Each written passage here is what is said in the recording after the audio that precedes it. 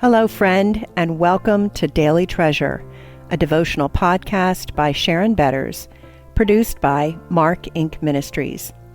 This week, our guest writer is Carla Miller. Today's devotional is called Bright Beginnings, Devastating Diagnosis.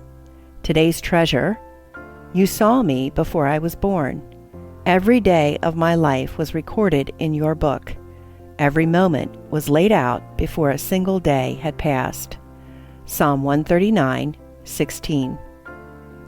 Henry was our first grandchild. He transformed Greg and me into Papa and Grandma. He installed Paul and Sarah as Daddy and Mommy. He christened Doug and Nate Uncle and Rachel Auntie. We were thrilled to usher Henry into life in the extended Miller family. For half a year, he was developing right on schedule, conferring so much joy and pride. Henry was hale and hearty, progressing and perfect. All was beyond well, judging by his appearance. In fact, Henry was extraordinary. Then came that fortuitous day at the age of 6 months when Henry seized in his mother's arms while in the bathtub.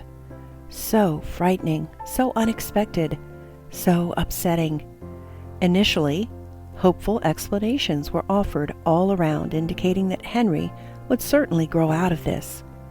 Henry would be able to beat this. No permanent damage had been done. His brain was fine. Henry was okay. Henry would grow up normally. Henry had a bright future. But he didn't. There followed a long year of scary, epileptic episodes, multiple 911 calls.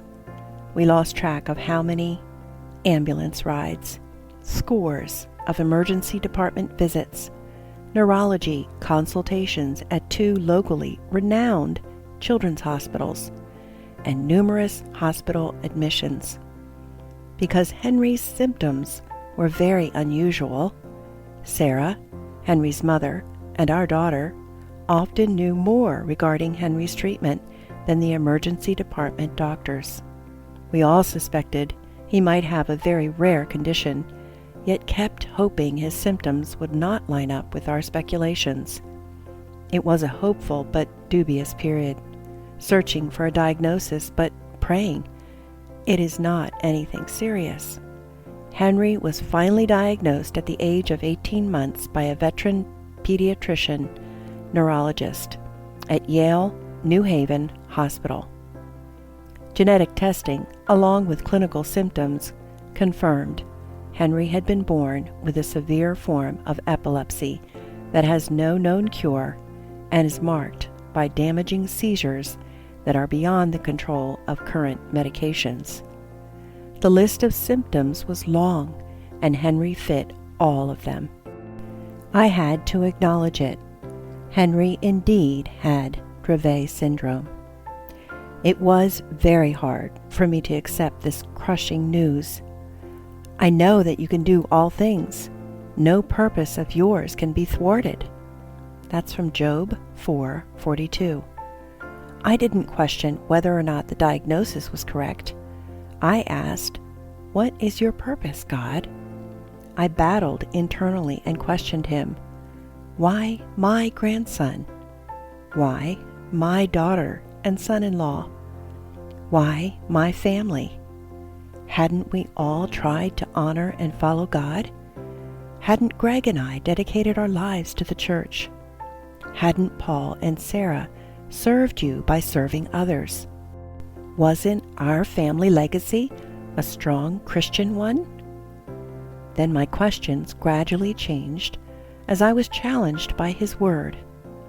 Who are you, a human being, to talk back to God? Shall what is formed say to the one who formed it, "Why did you make me," or in this case, Henry, like this? Romans 9:20. I made a choice to focus on the character of God I had met personally and walked with since I was 8 years old. He was a God of wisdom, compassion, kindness, justice, power, love, and redemption. Will not the judge of all the earth do right? Genesis 18:25b.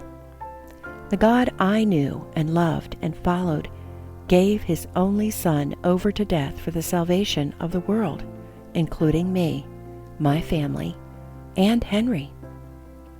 The God I serve can do no wrong. He can make no mistakes. He cannot err in judgment. He had his reasons for allowing Henry to be created as he did, and I had to choose to trust him. So I did. Over a span of several years of propositioning God, I came to a fairly peaceful acceptance that my questions were unanswerable. Jesus, the perfect one, and the one who spoke the world into being, asked, "Why?" of his Father, and he received no answer. My God, why have you forsaken me?" That's from Matthew 27:46b. I certainly had no greater right, as the created one, to question my Creator. Also, I was reminded that he gives his sunlight to both the evil and the good, and he sends rain on the just and the unjust alike. Matthew 5:45b. God gives no guarantee to spare us from hardship and heartache, only that he will surround us with his presence and power as we go through it. When, not if, my editorial comment, you pass through the waters, I will be with you. And when you pass through the rivers, they will not sweep over you. When you walk through the fire, you will not be burned. The flames will not set you ablaze. That's from Isaiah 43:2. We think we are in control of our lives. Through our decisions, thoughts, and actions, we can increase the probability that outcomes will align with our plans. Ultimately, life's trajectory lies in the hands of God, and the Lord will indeed give what is good. Psalm 85:12a. Heavenly Creator, you make no mistakes. Your creation was completed, and you pronounced it good and very good. When sin entered the world through humans, suffering, pain, death, and disease commenced. Still, we know that in all things God works for the good of those who love him, for those who have been called according to his purposes. And in that, I am grateful and grounded. Amen. Romans 8:28.